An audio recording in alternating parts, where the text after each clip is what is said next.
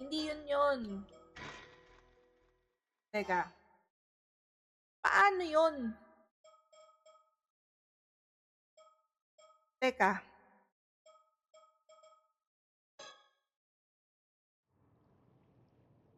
Ay, eng! Nalilito na Akiz! Stop diving. Nakarami na ako. May, meron dun oh. Oh, may sounds.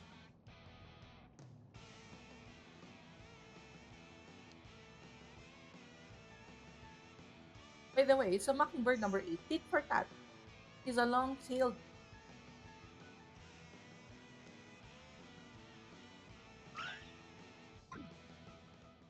Ba't biglang may sounds? Nagulat naman ako bakit may pa-sounds ng ganon. Bakit biglang may sounds?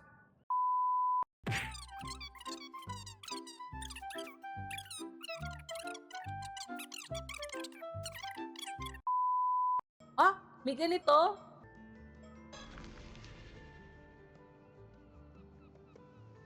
Ah, may ganito. Bumalik tayo. May baby flow pa. Oh, may bago tayong eksena, guys. May bagong eksena. Anak ni Tita Flo. Nakakainis. Nakakainis. Hey, Yuza. I took your catch to the market while you were changing. Oh, thanks. I appreciate it. It was a seriously impressive haul for your first dive. The old guys at the market look at their eyes when they're popped out. Your status as Kamishima's patron saint of diving sure isn't just for show. Okay, that's enough of that. And thanks for carting all that to the market by yourself. There you are, Azami. Don't tell me you went out fishing today. Oh, Chi! How's your back doing? Not going to get any better lounging around at home, that's for sure. More importantly, no one's meant to be taking their boats out right now because of the storm that's on the way. Don't tell me you didn't hear. Ah, yeah, but it was more of a warning than a rule, and the weather looked fine, so I figured it was okay. You should know better than that, Azami. Your young'uns never listen, do you? Toyama, veteran ama diver. Ah, ito si Tita Flo. Tita Flo, and going out with the Minakuchi boy, of all people. Actually, Azami only took out his boat because I asked him to help out with my work. Wait a dang second. Don't tell me you went out to dive. Uh, ano kaya sasagot ko dito? Why do you ask? Aminin ko na lang. I did. I was thinking I could follow in Grant's footsteps and become an ama diver.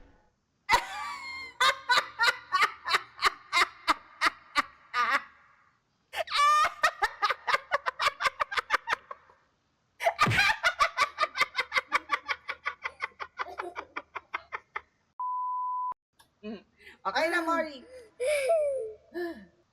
Lahat ata sila magkakanguso, Yelo, pati yung ibang friends magkakanguso. Ang sakit na ng tiyan ko. Sandali. Ano ba yan? Ano ba yan?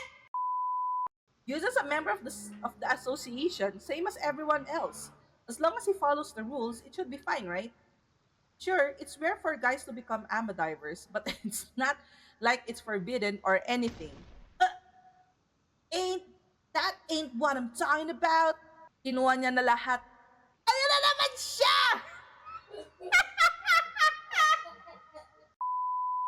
I'm saying he shouldn't be allowed in the sea. It's obscene, is what it is. Everyone agreed to put up with him being on the island for Chuyu's sake, but now he gets it in his head to go diving, of all things. Have you no sense, boy? It seems like I'll have to have It's few done words like with this. Chuyu. You not knowing your place is going to cause everyone trouble. Listen up, Minakuchi boy. You better keep your head down and stay put on dry land where you belong. No more diving, you hear? Ang sungit naman ni ate, square naman yung uso. Hey now, don't you think that's going a bit far? There's no need to lay into Yuza like that. Azami, what? You really don't think anything of all this after what his mother did? Nope, not at all. Yuza hasn't done anything wrong. He was a victim of the disaster too, maybe more than anyone else. Recently, there's been this strange rumbling coming from the sea. The same rumbling as 5 years ago. Everyone's scared of what might be coming. They're bracing themselves for another big disaster. Oh, is this what you meant by the storm? The weather forecast said things are going to stay calm for a bit though. To hell with the weather forecast, it didn't save us 5 years ago. Anyhow, you see why we gotta stay in in the God of the Sea goods graces? No doing anything to upset them. Got it? Ano mong kasalanan ni Yuza doon? Biktima din naman si Yuza. She isn't a bad person at heart. But the old folks here are all pretty firm in their beliefs, I guess. Yeah, it's only natural. I was kind of expecting it, to be honest. Still, I didn't think she'd get that mad. Yes, they have a bigger chip on their shoulders about all this than I thought. It seems like they really think your mom was to blame for the disaster. Yeah, I guess wanted to get to the bottom of things there was one of my reasons for becoming an AMA diver. Yeah, everyone's been avoiding the topic until now, but that can't go on forever. Hey, you two. Sino to? Oh, it's Ki... Ano ba naman pangalan to? Kikuko! Hey, you two over there. Could I get some help with these boxes here? I need to get them to the warehouse. Kikuko Chuchuchi. Ano? Kikuko Chuchui. Chuchui. Ano ba namang klaseng pangalan yan, te girl? Phew, thanks. I knew I could rely on you two youngins to help out. Youngins? You're a youngin too, Kikuko. Aw, how kind. Pretty sure you're the only ones who said that though. I was told out of nowhere to make sure anything valuable was stowed away in case just a storm hits. What a pain. So you're getting ready for the storm too? Yep. Pretty silly when the weather's this good, huh? It's not like I can say no though. Speaking of pains, I overheard Chi giving you an earful just now. Are you seriously planning on becoming an AMA diver, Yuza? Well, that was the plan, but it's looking like I might be forced into retirement before I even begin. Why now? Why didn't you come back here to look after Chuyu? Yes, I still have to work, and I've always been interested in AMA diving. Gran was also pretty down about no longer being able to dive, so I thought it might cheer her up a bit. Ah, so you want to follow Chuyu's footsteps? Still, you must have noticed that everyone was on edge at just at the thought of you coming back here. If they hear you went diving, likely be a bit of an uproar. Are they really that set against Yuza going to the sea? I've never heard anyone say anything like that. Well, they don't say it where you can hear it. Everyone loves you here. And they don't know you're close with Yuza. They probably feel they can't be that tough on him with you around. What was that? Never mind. Forget I said anything. I can't deny there's been this creepy rumbling coming from the sea recently though. It's no wonder everyone's unnerved. If some sort of disaster does end up happening again and Yuza gets caught doing something he wasn't meant to, that'd probably be it for him. Yeah, that's what I don't get. Do people seriously believe Yuza's mom caused the storm? Everyone suffered because of it, including Yuza's family. It's so stupid. Hey, I honestly think it's stupid too. But the truth is, there are a bunch of people who believe it. So making a fuss out about it isn't going to get you anywhere, right? Besides, even if this storm doesn't come to an end, a different kind of storm may be already be brewing. A different kind of storm? Well, you shouldn't have any trouble if you keep your head down. Just be good and do what you're told, and no one will get on your case, yeah? Give me a break. Why is he gonna keep his head down here?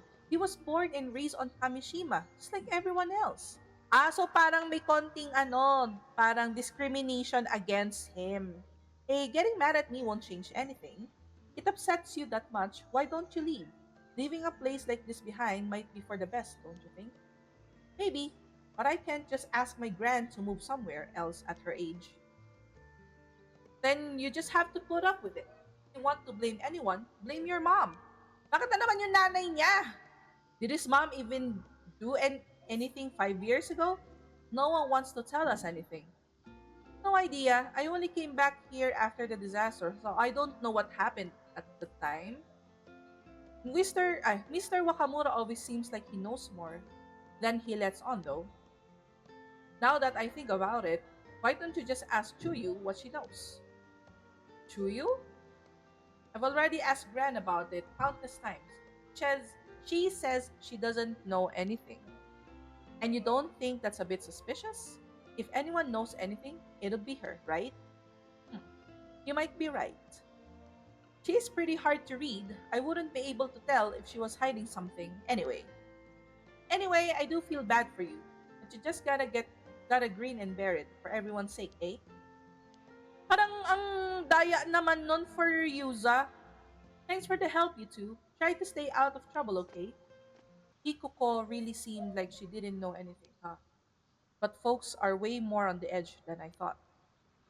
Yeah, I got in the sense that I'm not exactly welcome here ever since I came back. But I didn't think trying to make a living here would lead to that much backlash. I didn't realize everyone disliked my mom quite that much, or that they were so suspicious of her. It seems like the timing wasn't great either. Everyone's wound up about these ill omens that are happening right now. Still, I'm sure now that my mom must have had some sort of secret, and I'm almost certain it had to do with what we're looking into. If everyone hears that I went diving today, it might prompt people to start talking about what happened 5 years ago. True, if there's any time to ask about your mom, it's now. Think we should see what that old man Wakamura and Chuyu have to say about all this too. Yeah, assuming Gran agrees to talk about it anyway. Hmm.